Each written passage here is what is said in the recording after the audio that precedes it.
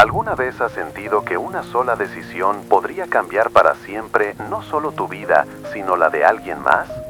¿Te has preguntado si los médicos también lloran cuando nadie los ve? ¿Qué pasaría si te dijera que la medicina más poderosa no se encuentra en los medicamentos, sino en algo tan simple como sentarse a la altura de un niño asustado?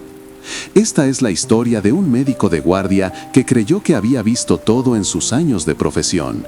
Pero esa noche de diciembre, cuando la lluvia golpeaba las ventanas del hospital como lágrimas furiosas, descubrió que hay heridas que nunca sanan y que algunas de ellas las llevamos dentro, esperando el momento exacto para enseñarnos quiénes somos realmente.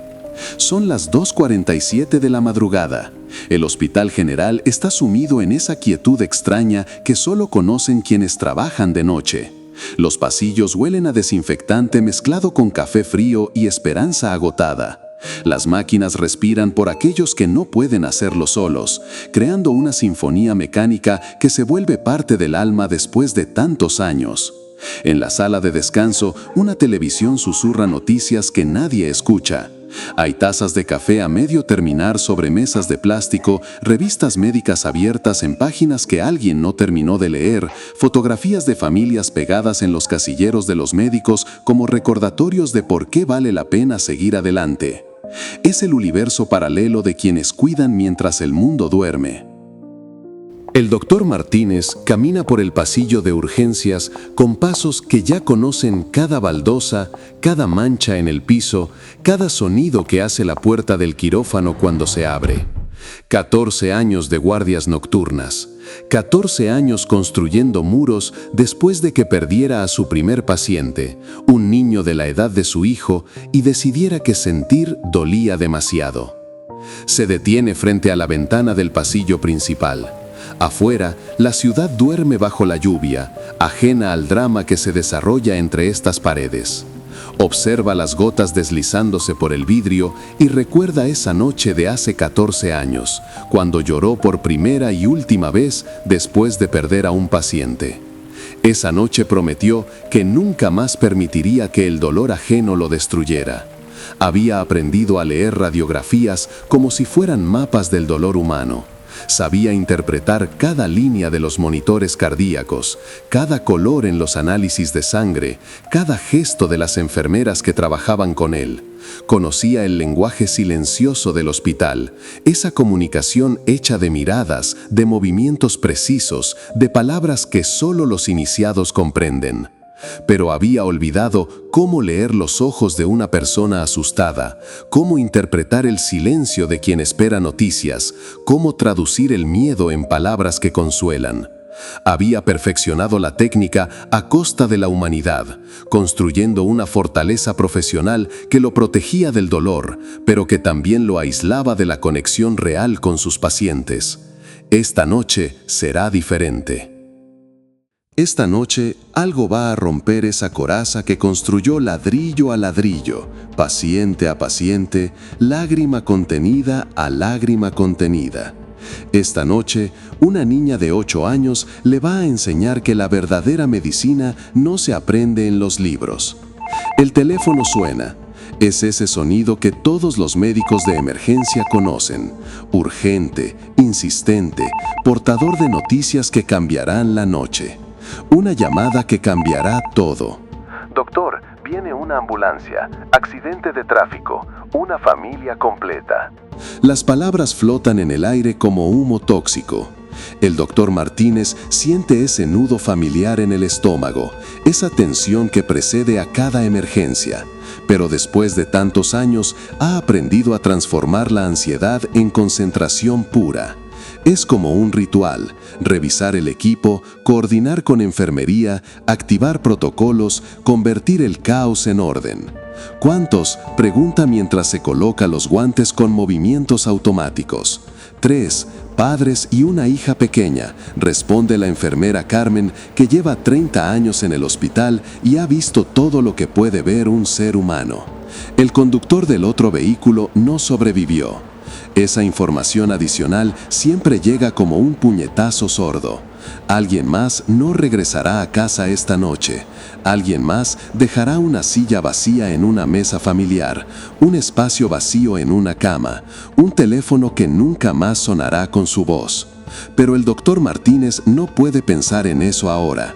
Debe concentrarse en quienes aún pueden salvarse. La ambulancia llega con sirenas que rasgan el silencio nocturno como cuchillos afilados. Los paramédicos bajan las camillas con movimientos precisos, dictando constantes vitales mientras corren hacia la entrada. Es una danza macabra que ha visto miles de veces, pero que nunca se vuelve rutinaria, porque cada vez hay vidas reales en juego. El doctor Martínez se prepara mentalmente, revisa el protocolo en su cabeza: evaluar, estabilizar, priorizar. ABC. Vía aérea, respiración, circulación. Palabras que se han vuelto mantra, escudo, refugio en medio del caos. Pero cuando las puertas automáticas se abren y las camillas entran bajo las luces fluorescentes del hospital, algo dentro de él se quiebra silenciosamente. Un hombre inconsciente, múltiples fracturas, sangre en la ropa que alguna vez fue blanca. Una mujer que necesita cirugía inmediata, con heridas que parecen más graves de lo que los paramédicos reportaron. Y una niña que mira todo con unos ojos que han visto demasiado, que han envejecido décadas en cuestión de minutos. ¿Mamá va a estar bien?, pregunta la pequeña, con una voz tan frágil que podría romperse con un suspiro. La pregunta lo paraliza. Por primera vez en 14 años no tiene una respuesta automática. Por primera vez no puede esconderse detrás de la jerga médica.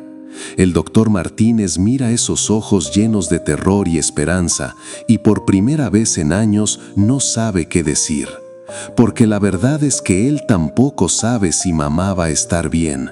Porque la medicina, por más avanzada que sea, no puede prometer milagros. Porque esa niña necesita una respuesta que él no puede dar sin mentir.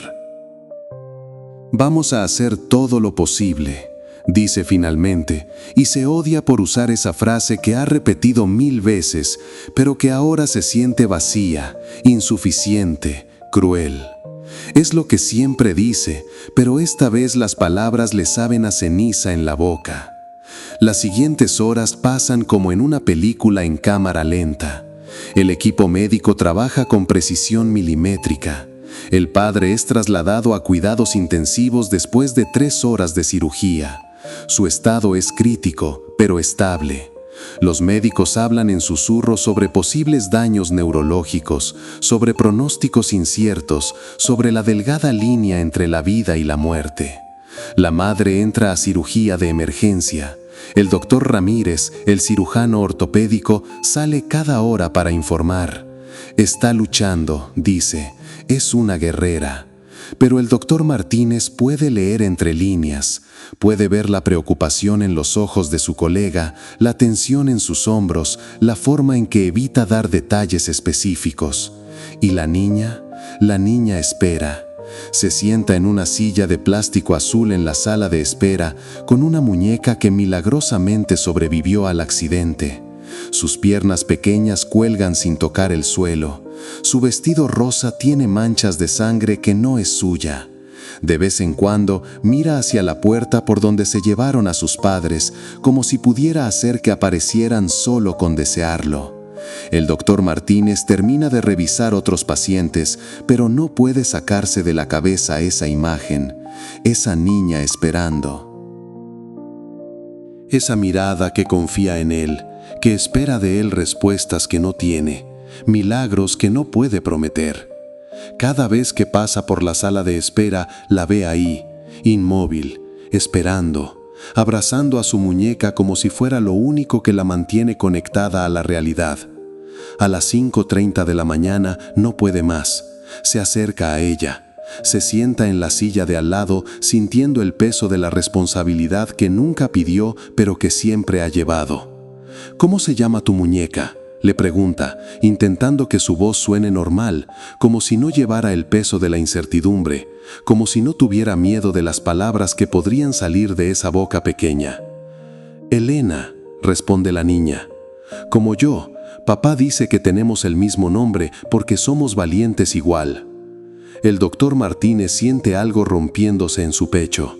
Algo que había mantenido cerrado durante años se abre como una herida antigua que nunca sanó completamente. Recuerda a su propio hijo a esa edad, recuerda las noches que pasó velando su sueño, recuerda el miedo que sintió la primera vez que tuvo fiebre alta. ¿Sabes qué, Elena? Tu papá tiene razón, eres muy valiente.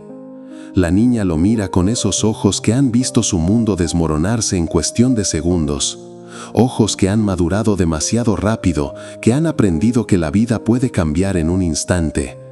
«Doctor, ¿usted también tiene miedo a veces?» La pregunta lo desarma completamente. Por un momento, ya no está en ese pasillo frío del hospital. Está en una sala de pediatría, hace 14 años, mirando a un niño de 8 años, la misma edad de su propio hijo, que no logró salvar. Recuerda las manos pequeñas que se enfriaron bajo las suyas, los padres que se desplomaron cuando les dio la noticia, su propia llegada a casa esa noche para abrazar a su hijo dormido y prometer que nunca más permitiría que el dolor ajeno lo destruyera. Aquella noche, después del funeral, había tomado una decisión. Sería el mejor médico posible técnicamente, pero nunca más se involucraría emocionalmente. Había funcionado durante 14 años, había salvado cientos de vidas manteniendo esa distancia profesional, esa frialdad necesaria que lo protegía del dolor. Pero ahora, mirando a Elena, comprende que ese niño nunca se fue, que llevaba 14 años cargando su fantasma, que había construido muros tan altos que había olvidado cómo ser humano. Sí, Elena, yo también tengo miedo a veces. Es la primera vez en 14 años que admite esto en voz alta, y se lo dice a una niña de 8 años que espera noticias de sus padres en la madrugada de un hospital. Elena lo mira con una sabiduría que no debería tener a su edad. Mi maestra dice que tener miedo no es malo, que es malo no hacer nada cuando tienes miedo. En ese momento, el doctor Martínez comprende algo que había olvidado en medio de protocolos, diagnósticos y tratamientos.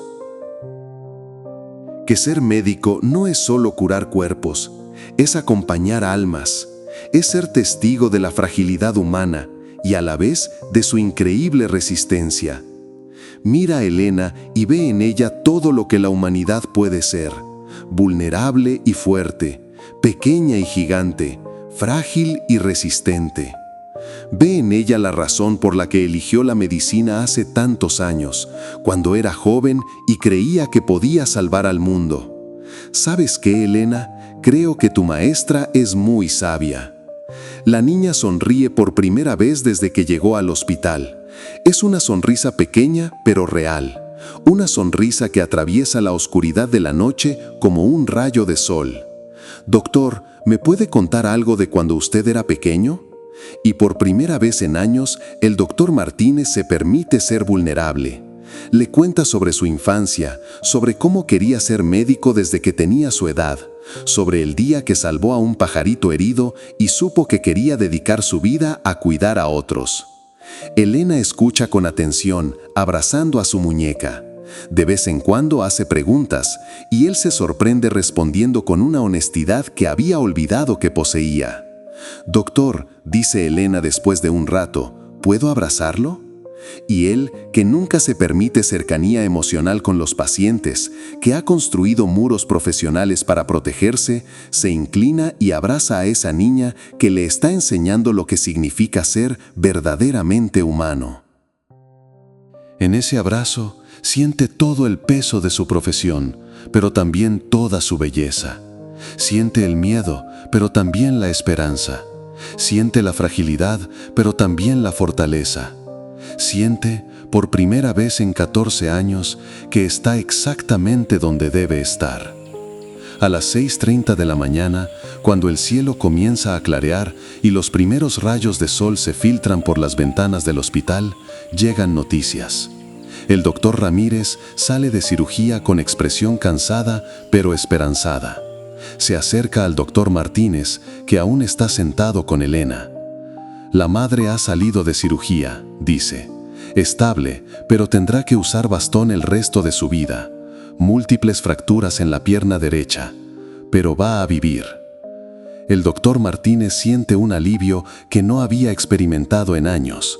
No es solo satisfacción profesional, es algo más profundo, más personal. ¿Y el padre? Despertó hace una hora. Está confundido pero consciente. Los médicos advierten sobre posibles secuelas cognitivas, pero es muy pronto para saberlo. Se vuelve hacia Elena, que ha estado escuchando cada palabra con una intensidad que parte el corazón. ¿Necesitarán tiempo?, pregunta la niña. Sí, mucho tiempo, le responde el doctor Martínez. Pero van a estar juntos. Van a poder cuidarse unos a otros. Elena asiente con una madurez que no debería tener a su edad. A sus 8 años ha aprendido que no todas las heridas sanan completamente, que a veces la vida te cambia para siempre, pero que el amor permanece. ¿Pero van a poder abrazarme?, pregunta con una voz pequeña.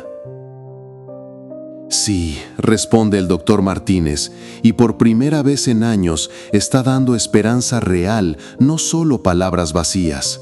Van a poder abrazarte, van a poder decirte que te aman, van a poder estar contigo. Se da cuenta de que a veces estar vivo, aunque sea diferente, es el milagro más grande de todos. El doctor Martínez acompaña a Elena a ver a su madre. La habitación está llena de máquinas que bip suavemente, de tubos y monitores que mantienen la vida funcionando. Pero también está llena de algo más: esperanza.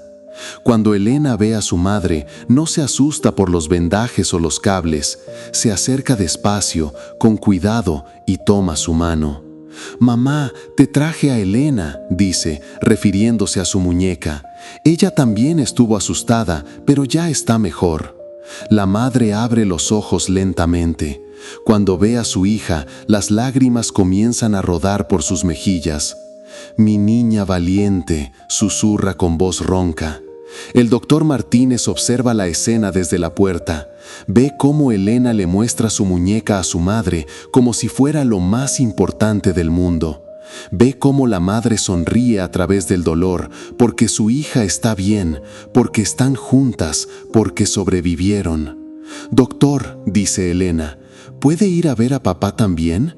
Y él asiente, porque por primera vez en 14 años no tiene prisa por alejarse. Por primera vez en 14 años quiere quedarse, quiere ser parte de este momento, quiere ser testigo de esta familia que se reencuentra, imperfecta pero completa. Van a la habitación del padre. El hombre está despierto pero confundido. Mira a Elena como si tratara de recordar algo importante. «¿Papá?», dice Elena suavemente. «Elena», dice el hombre, y en esa palabra está todo el amor del mundo. «Mi niña valiente».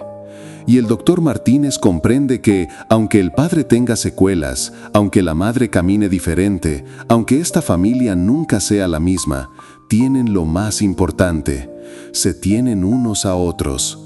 Comprende algo que ningún libro de medicina le había enseñado: que curar no es solo reparar lo que está roto, es acompañar en el proceso de sanación. Es ser testigo de la capacidad humana de encontrar esperanza en los momentos más oscuros. Han pasado 3 meses desde aquella noche.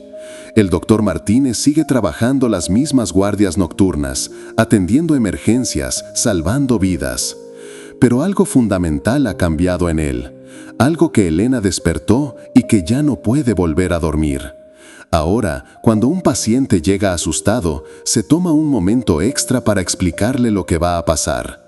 No solo recita procedimientos médicos, explica con palabras humanas, con paciencia, con la comprensión de quien sabe lo que es tener miedo.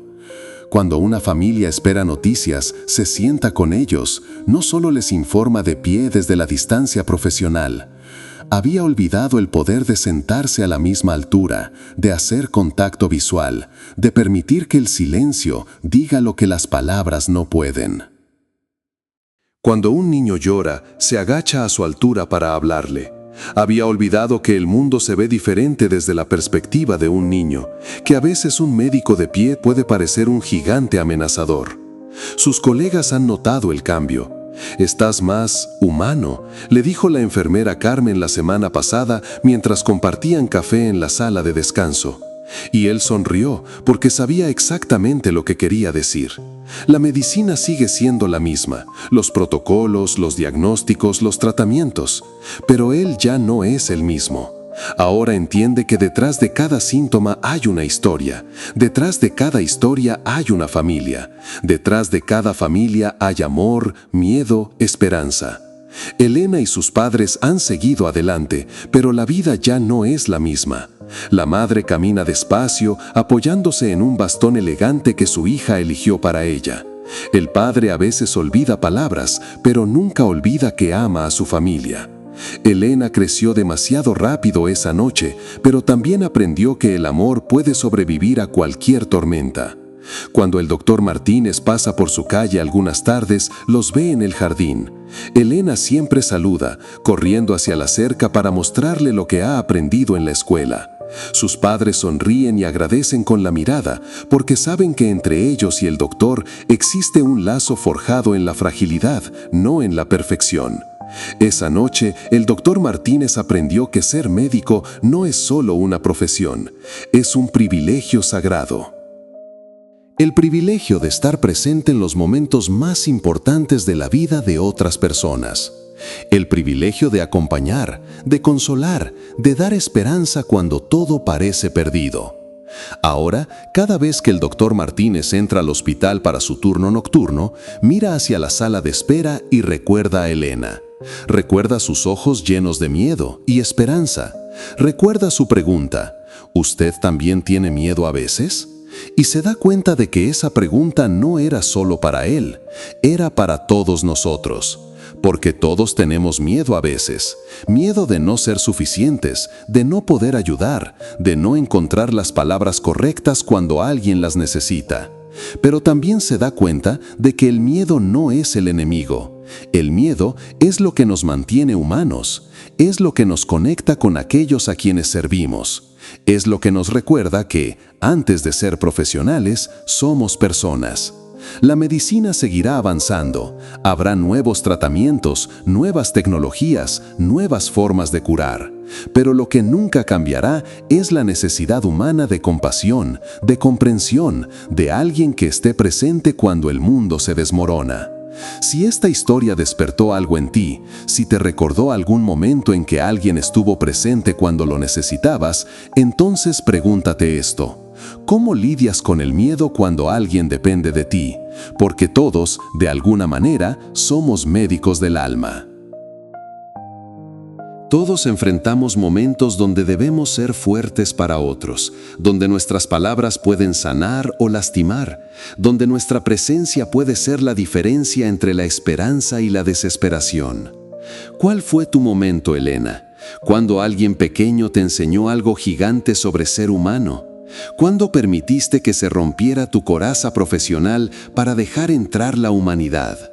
La próxima vez que alguien te necesite, recuerda que la medicina más poderosa no siempre viene en pastillas o inyecciones. A veces viene en forma de presencia, de escucha, de un abrazo en el momento exacto en que el mundo se desmorona. Porque al final del día, todos necesitamos saber que no estamos solos en nuestro miedo.